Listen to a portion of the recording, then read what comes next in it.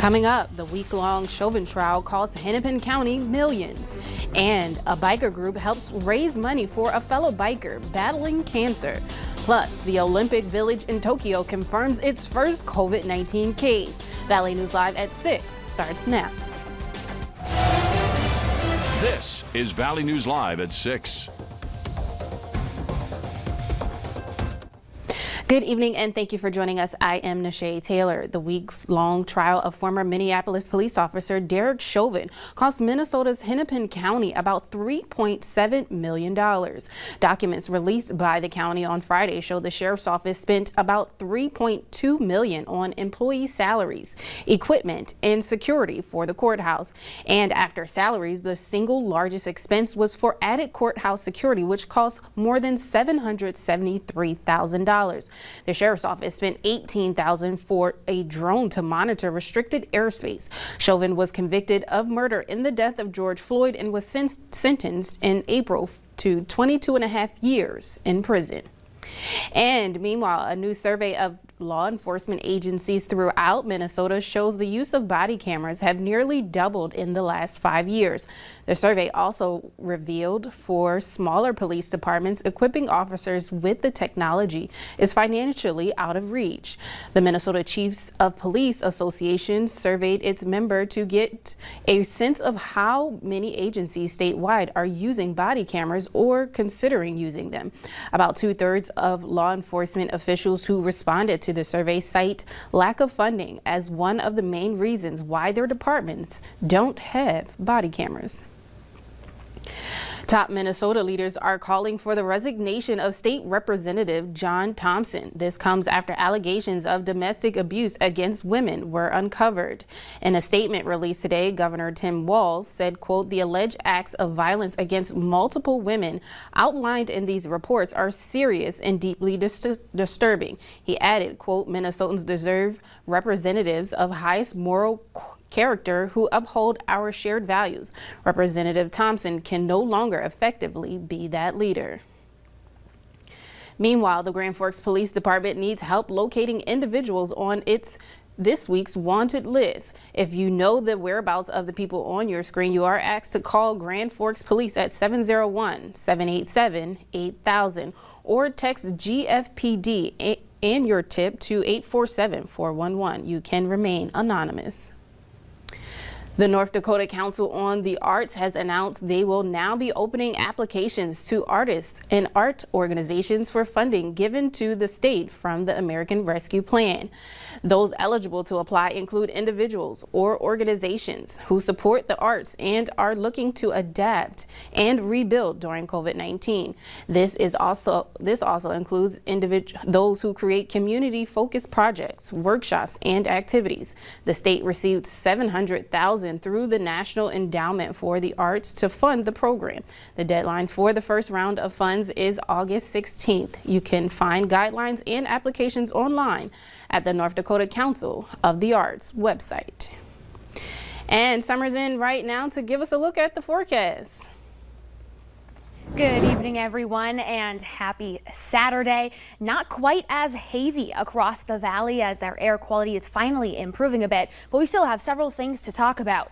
A heat wave has now started. Today, the coolest day of the upcoming week at least. We do have a couple storm chances in the forecast. No widespread beneficial rainfall, though, and a first alert weather day. I have details and just how hot it's going to be during the week coming up. All right. Thank you so much, Summer. Meanwhile, a group of bikers kicked off a benefit at Tailgaters for one of their own who is battling cancer. Earlier this year, Nikki Miller was diagnosed with non-Hodgkin's lymphoma, and after rounds of chemo, surgery, and radiation, the biker community is raising money to provide financial help.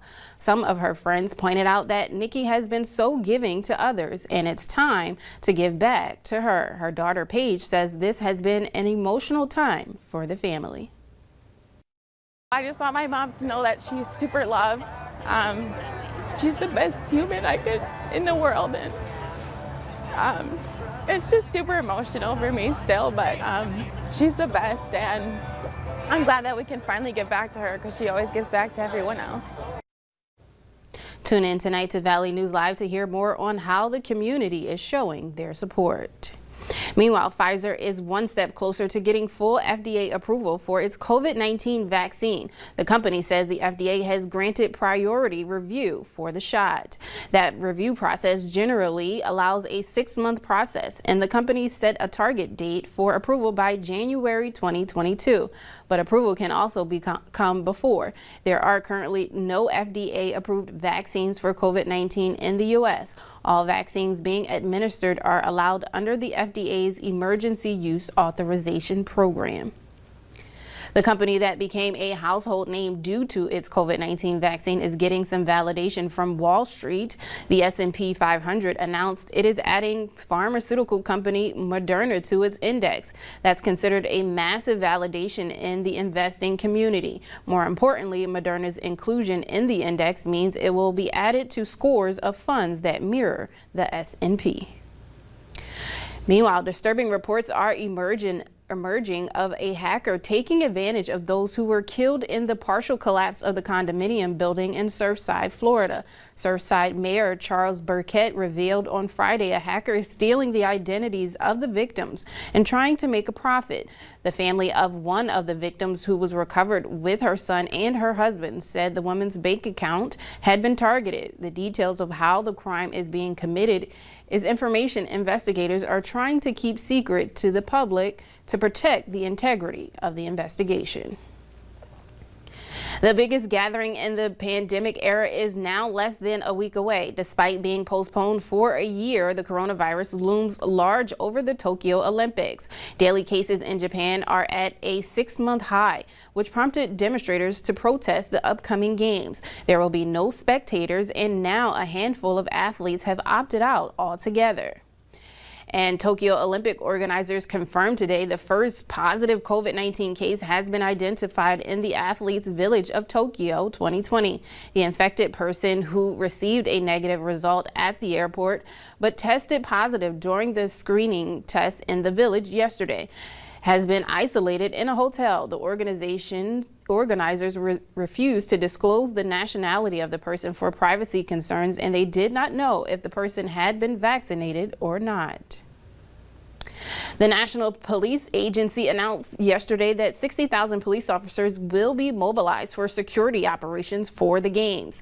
They will engage in anti-cyber attack measures against important infrastructure, as well as anti-terrorist measures against the game facilities. Around 18,000 special dispatch personnel are being sent to where marathon competitions will be held. Around 36,500 police made up of Tokyo-based personnel and special dispatch personnel will take on security duties. And a short distance from an Olympic venue, a gigantic face is floating in the sky. It's an artwork aimed at promoting the games. The face is about the length of a 6 to 7 story building. A modern art team that created it chose the facial features from more than 1,000 people from around the world who applied to serve as its model. The team has not disclosed where or how the face is floating. And you can catch the Olympics right here on Valley News Live. We'll have coverage of the games on KVLY starting on July 23rd. Later on Valley News Live at 6.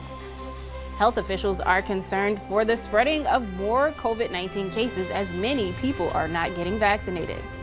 And it's a beautiful evening to check out the many fairs across the valley. Temperatures here in Fargo dipping down into the 70s after sunset, wind lessening a bit. Very similar conditions in Grand Forks, a few more clouds building in through the overnight hours. But the heat is on. We're talking a hot 7-day forecast. It's coming up next. This is Valley News Live.